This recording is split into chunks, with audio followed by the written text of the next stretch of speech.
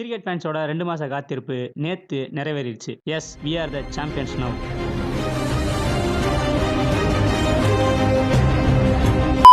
12 வருஷத்துக்கு அப்புறம் champions trophy, back to back ICC trophies, இந்தியாவோட 3வது சாம்பியன்ஸ் டிராபி அப்படின்னு இது எல்லாம் நடக்கிறதுக்கு காரணமா இருந்தது நேத்து இந்தியா ஃபைனல்ஸ்ல வின் பண்ணதுதான். நேத்து நடந்த மேட்சை எங்க ஸ்டைல்ல ஷார்ட்டா சொல்லணும்னா, கண்டினியூஸா 15வது முறையா டாஸை ரோஹித் சர்மா தோக்க, டாஸை ஜெயிச்ச நியூசிலாந்து பேட்டிங் எடுக்க முதலும் முடிவும் நல்லா இருந்தாலும் நடுவுல ஒரு சொதப்புனால டார்கெட் என்னமோ 252 தான் வந்துச்சு. அடுத்து பேட்டிங் இறங்கின இந்தியா முதல் விக்கெட் பார்ட்னர்ஷிப்புக்கு 100 ரன் போட 30 ஓவர்ல மேட்சை முடிச்சிருவாங்க நினைச்சிட்டு இருக்கப்ப அடுத்தடுத்து 3 விக்கெட் எடுத்து நியூசிலாந்து கம்பேக் கொடுக்க எங்க 2019 ரீக்ரியேட் பண்ணிடுவாங்களோன்னு பயந்துட்டு இருக்கும்போது அடுத்தடுத்து வந்த பேட்ஸ்மேன்ஸ் அவங்களோட ரோலை கரெக்டா பண்ண மேட்சை முடிக்கிறதுக்காகவே உள்ள வந்த ஜடேஜா 4 அடிச்சு மேட்சை முடிக்க இந்தியா டிராஃபியை ஜெயிச்சது மட்டும் இல்லாம நம்ம மென்டல் பீஸையும் காப்பாத்திட்டாங்க. என்னதான் இந்தியா ஜெயிச்சிருந்தாலும் நியூசிலாந்தையும் நம்ம குறை சொல்ல முடியாது. அவங்க நல்ல டஃப் ஃபைட் கொடுத்திருந்தாங்க.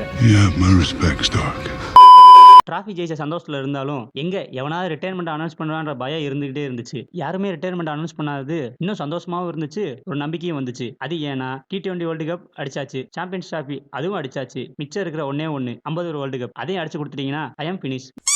நல்லபடியா சாம்பியன்ஸ் டிராஃபி முடிஞ்சு. இனி என்னத்த பாக்குறது? திரும்பி என்னைய பாருடா. குறுக்க இந்த கௌசிக் வந்தா